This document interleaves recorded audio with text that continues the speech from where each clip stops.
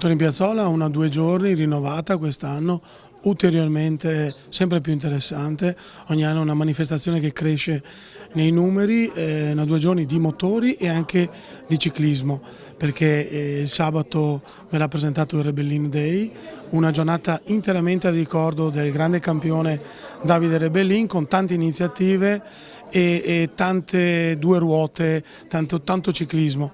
La domenica invece è una giornata dedicata alle 4 ruote con auto assolutamente straordinarie, ma anche una giornata dedicata alla solidarietà, perché tutto il ricavato di questi 2 giorni di iniziative sarà devoluto alla cooperativa sociale Il Graticolato per la costruzione del nuovo centro diurno Il Passero, dedicato a ragazzi con disabilità autistica.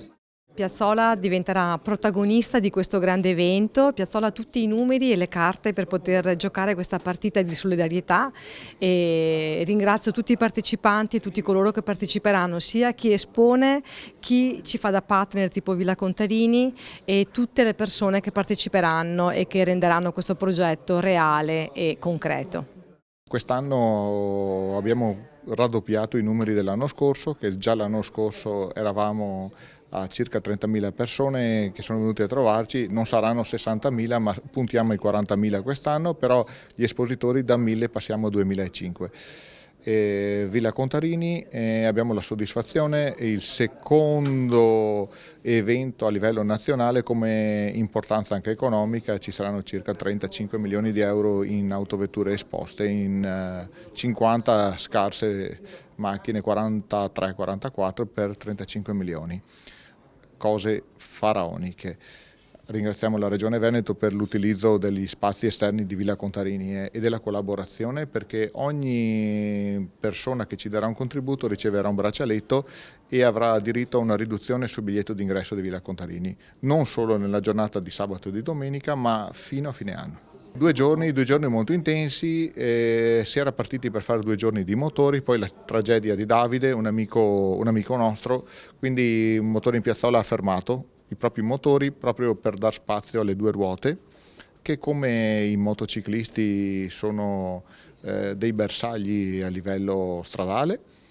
E quindi sì, è nata la collaborazione con Davide, che non lo conoscevamo ma ne avevamo sempre sentito parlare, e la famiglia ci ha supportati e ci siamo trovati tra amici, nelle varie serate tra amici, a ragionare, a discutere e siamo arrivati al clou, alla settimana clou che dobbiamo spingere per avere. Speriamo nel meteo, ma non voglio guardarlo per sfizio. Il trampolino verso il 15 è l'evento gratuito più importante che la Regione Veneto, proprio a livello regionale, siamo riusciti a creare. Sarà un evento dove c'è la possibilità, la famiglia può arrivare tranquillamente, parcheggiare gratuitamente nei parcheggi predisposti, entrare gratuitamente e godersi la giornata. È la festa di tutto il Veneto, la festa di tutti.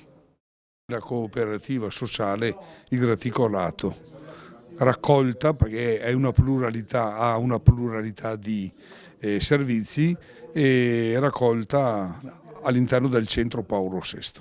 È dedicata alla realizzazione del Passero, è un progetto richiestoci ancora dall'allora direttore generale dottor Benazzi e dottor Pozzobon. Noi abbiamo raccolto questa sfida e abbiamo iniziato a costruirlo a livello burocratico, stesura del progetto, ottenimento della licenza edilizia e preparazione di una squadra di operatori e operatrici che si dedicassero con competenza all'autismo. Innanzitutto volevo ringraziare gli organizzatori dei Motori in Piazzola e il Comune di Piazzola per aver dedicato questa giornata a Davide. E tutta la famiglia e i parenti ringraziano appunto per questa, sicuramente sarà una bellissima giornata. Per l'occasione appunto ci saranno la gincana dei bambini, si parlerà della sicurezza stradale, tutte cose che Davide teneva molto.